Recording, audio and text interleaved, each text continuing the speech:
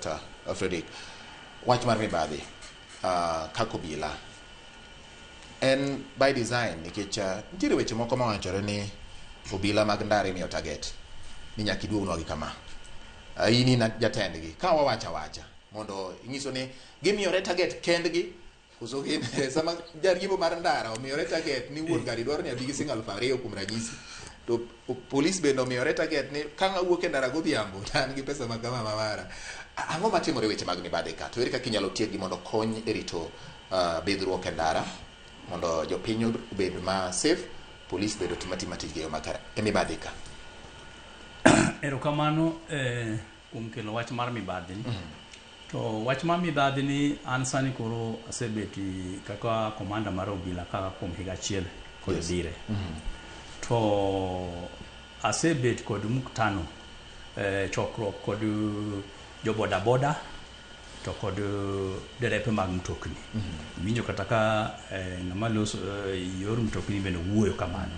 Sani sama loso kodi ni an kod mkutano chokruok mar jo boda boda magini police pavilion ani machung'ni gi venue. To gima dhi mbele kanyo en wadwa kelo new system mar registration ni boda boda. Mondo wane kaka wanyalo tiyo kod boda boda karachiel kod jo drepe to other road users. To wach ma mibadhi ni en bende na chiel kuom gik ma contribute to masiche mag apaya. Mana kaka iwinjo ka achiel kuom joma wuoyo Kisumu owacho ni oket gi mtoka ji 40. To mtoka samoro en moro bende ting'o ji 20. To ka giromo kod obila e kor wang'yo to obila ka orango to yudo ni gin kod ji mang'eny. To yudo ni kendo wuon dereba ni be kendo miyo obila gin mo kanyo to koro ji dhi adhiya. Kaeto idhi yudo ni accident otimore mbele. Sama yudo ka accident otimore mbele, samoro timo uchunguzi to iduogi penjri to mtoka ma capacity mare en 14 oting'o ji 20 nadi. Iyudo ni samoro gik belago emotimore kor wang'yo ka. To kuom ndalo mosebet ka bet kod mkutano kod jo boda boda to kod derepe mag mtokni, asebet ka puonjogi kanyisogi ni wan koka korwa atemo kabisa kaka komanda mar obila to jok maluwa piny ka mondo askache kik kaw pesa e kor ndara. To anyisogi ni sama wan mwadewa korwa koni, gini bende gidewo korgi kocha loso kod makanga to kod derepe. Kik miyo obila pesa e kor wang'yo. To nikech ang'o? Mibadhi en kuonda en dalario. Nitie ng'ama chiwo ma en derepe go to kod makanga go, to nitie ng'ama kawo ma en magino obila mani kor wang'yo. To obila no kawo samo yudo kantie makosa moro i mtoka. Okawo advantage no mar kawo. Koro asebedo kwa temo nyiso derepe kod wuon mtokni kik imi obila pesa e kor wang'yo.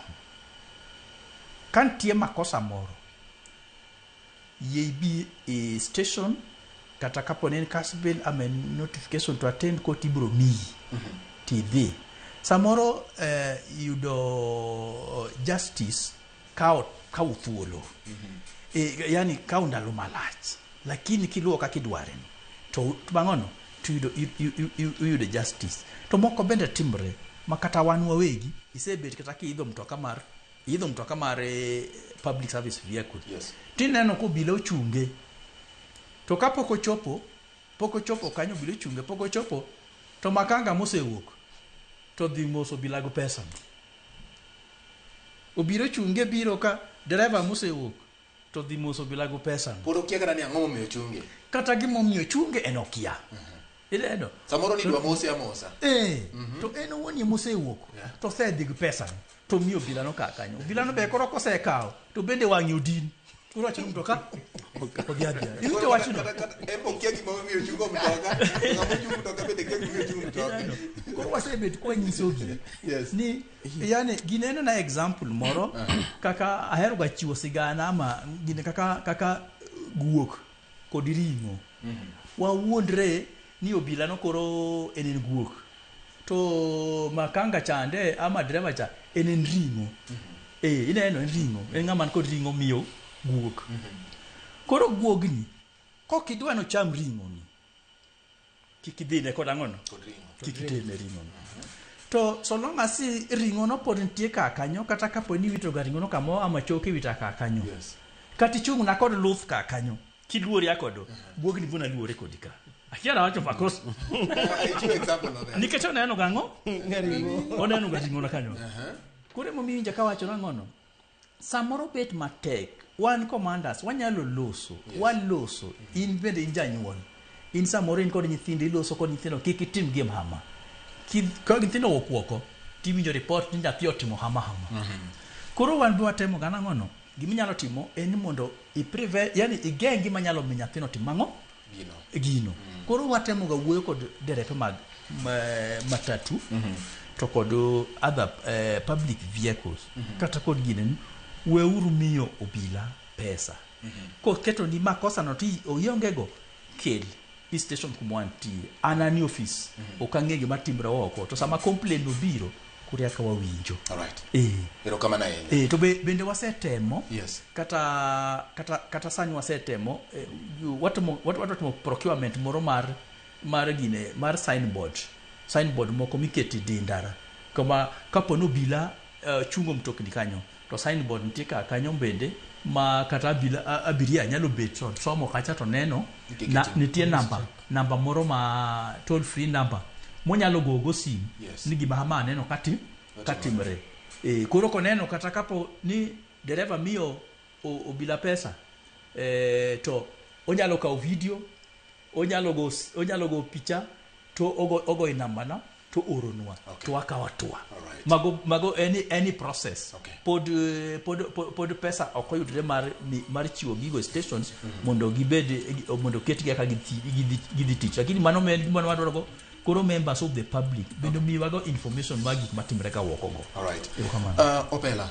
Ini jatiega jorimbo. Kendo isewacho ni timo makumi gini mang'eny. Nitiere weche moko maliekore. Inyalo nyiso kata inyalo tamori ni gina